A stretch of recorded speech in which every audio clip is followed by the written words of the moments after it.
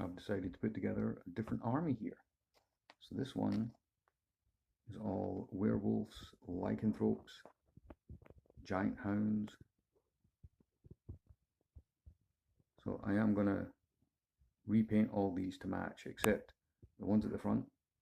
I'm going to keep them because I already painted these. So that is going to be the color scheme that I go with. But this guy here is going to be the leader of the werewolves. So I like the idea of having this giant pack of werewolves and canines.